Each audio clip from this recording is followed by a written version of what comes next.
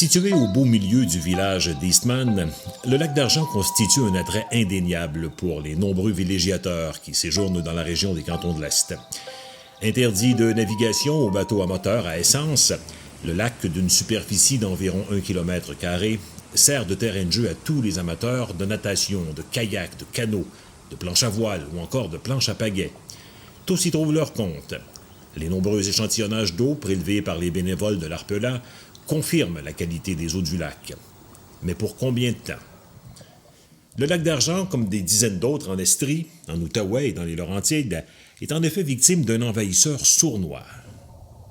Le myriophylle à épis, c'est une plante herbacée vivace qui peut mesurer jusqu'à 6 mètres de haut, dont les rhizomes et les racines sont ancrés de façon très peu profonde. Il y a 9 sortes de myriophylle présentes dans l'Est du Canada, dont 2 sont exotiques, dont le myriophylle à épis. Le myriophylle à épis a une très grande facilité à s'implanter.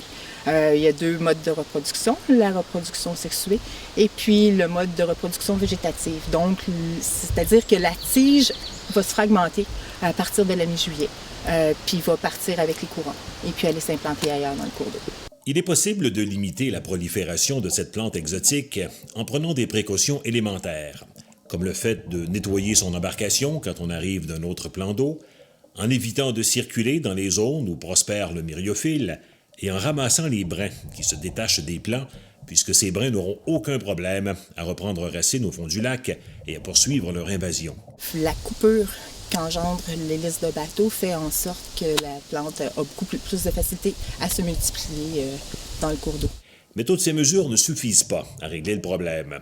C'est la raison pour laquelle, à l'instar de certaines autres associations, l'Arpelat a choisi de prendre le taureau par les cornes et de mettre en branle un processus qui lui permettrait d'installer des toiles dans le littoral du lac pour étouffer la plante en la privant de lumière et d'oxygène.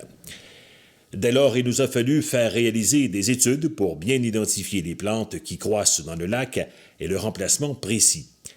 Il nous a fallu intervenir auprès de la municipalité pour qu'elle demande un certificat d'autorisation auprès du ministère de l'Environnement et de la lutte contre les changements climatiques.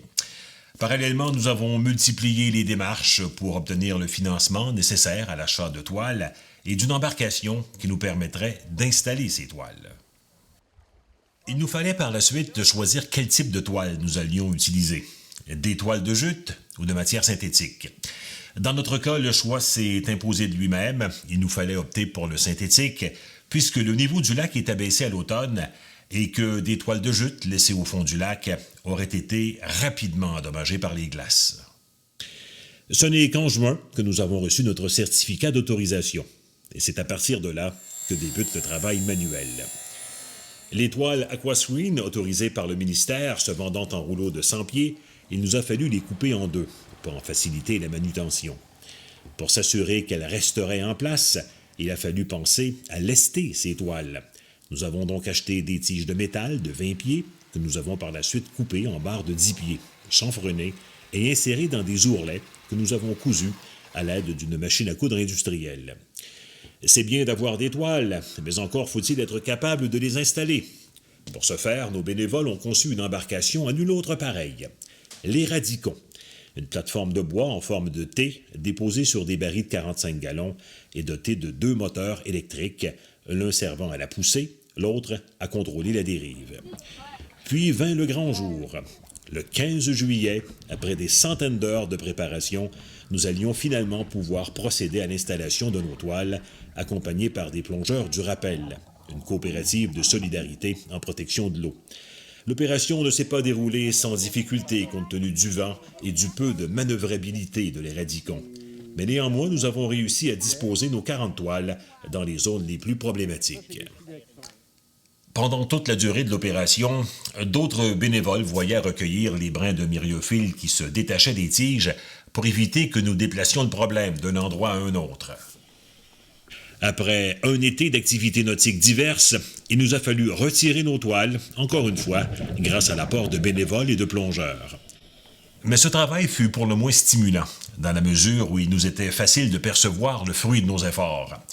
Il n'y avait finalement que peu ou pas de myriophylle sous nos toiles.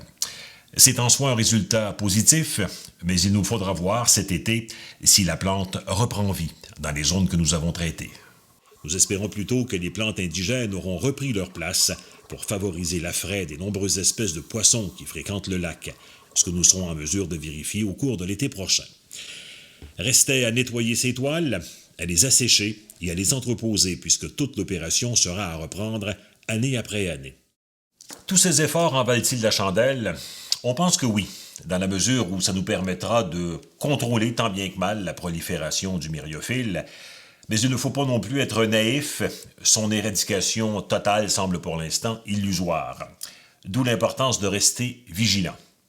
Alors encore une fois, on procède à l'inspection et au nettoyage de nos embarcations avant leur mise à l'eau. On ne circule pas dans les herbiers pour éviter la fragmentation des tiges et leur dispersion par les pagaies et les hélices. Et on évite de nettoyer le littoral en arrachant les plantes aquatiques puisque des fragments prendront racine, contribuant ainsi à l'établissement de nouvelles colonies. Plus les citoyens interpellent les ministères par rapport à ça, le ministère de l'Environnement entre autres, ils commencent à avoir une sensibilisation. Il y a beaucoup encore de sensibilisation à faire à ce niveau-là pour le lavage des bateaux. La surveillance n'est pas encore adéquate.